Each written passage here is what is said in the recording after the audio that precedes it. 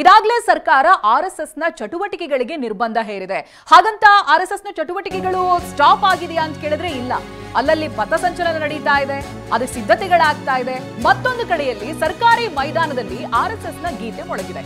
Junior college ಮೈದಾನದಲ್ಲಿ RSS ಗೀತೆ ಮೊಳಗಿದೆ. ತುಮಕೂರಿನ junior college ಮೈದಾನ ಇದು. ಸಾವಿರಾರು ಸಂಖ್ಯೆಯಲ್ಲಿ ಕಾರ್ಯಕರ್ತರು ಭಾಗಿಯಾಗಿದ್ದಾರೆ. ಇಲ್ಲಿ ಆರ್ಎಸ್ಎಸ್ನ ಸಮವಸ್ತ್ರ ಧರಿಸಿದ್ದಾರೆ, ಕೈನಲ್ಲಿ ದೊಣ್ಣೆ ಇದೆ. ದೊಣ್ಣೆ ಹಿಡಿದು ಪಥಸಂಚಲನದಲ್ಲಿ ತೊಡಗಿದ್ದಾರೆ. ಶಾಸಕ ಸುರೇಶ್ ಗೌಡ ಇದ್ದಾರೆ, ಜ್ಯೋತಿ ಗಣೇಶ್ ಅವರು ಭಾಗವಹಿಸಿದ್ದಾರೆ, ಮಾಜಿ ಸಚಿವ ಸೊಗಡು ಶಿವಣ್ಣ ಸಹ ಇದರಲ್ಲಿ ಭಾಗಿಯಾಗಿದ್ದಾರೆ.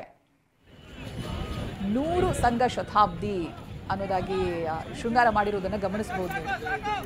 ಸರ್ಕಾರಿ ಮೈದಾನದಲ್ಲಿ ಆರ್ಎಸ್ಎಸ್ನ ಗೀತೆ ಮೊಳಗಿದೆ. ಜೂನಿಯರ್ ಕಾಲೇಜ್ ಮೈದಾನದ ದೃಶ್ಯಗಳನ್ನು ನೀವು ಗಮನಿಸ್ತಾ ಇದ್ದೀರಿ. ಎಲ್ಲರೂ ಕೂಡ ಆರ್ಎಸ್ಎಸ್ನ ಸಮವಸ್ತ್ರದಲ್ಲಿದ್ದಾರೆ, ಕೈನಲ್ಲಿ ದೊಣ್ಣೆ ಹಿಡಿದಿದ್ದಾರೆ, ಪಥಸಂಚಲನದಲ್ಲಿ ಭಾಗಿಯಾಗಿದ್ದಾರೆ. ಸಾವಿರಾರು ಸಂಖ್ಯೆಯಲ್ಲಿ ಕಾರ್ಯಕರ್ತರು ಭಾಗಿಯಾಗಿದ್ದಾರೆ. ಶಾಸಕ ಸುರೇಶ್ ಗೌಡ, ಜ್ಯೋತಿ ಗಣೇಶ್, ಮಾಜಿ ಸಚಿವ ಸೊಗಡು ಶಿವಣ್ಣ ಕೂಡ ಈ ಕಾರ್ಯಕ್ರಮದಲ್ಲಿ ಇದ್ದಿದ್ದು ಗಮನಾರ್ಹ.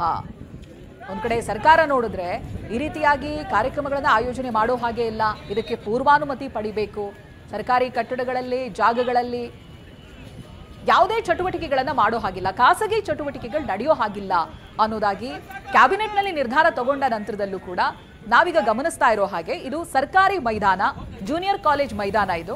ಇಲ್ಲಿ ಆರ್ಎಸ್ಎಸ್ನ ಗೀತೆ ಮೊಳಗಿದೆ.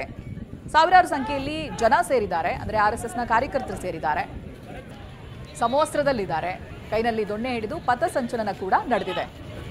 100 ವರ್ಷ ತುಂಬಿರುವಂತಹ ಸಂಭ್ರಮದಲ್ಲಿ ಬಹಳಷ್ಟು ಕಡೆಗಳಲ್ಲಿ ಈ ರೀತಿಯಾದಂತಹ ಕಾರ್ಯಕ್ರಮಗಳು ಆಗ್ತಾ ಇದೆ. ಸೊ ಇದೇ ಹಂತದಲ್ಲಿ ಸರ್ಕಾರ ಕೂಡ ರೆಸ್ಟ್ರಿಕ್ಷನ್ ಹಾಕಿರೋದು.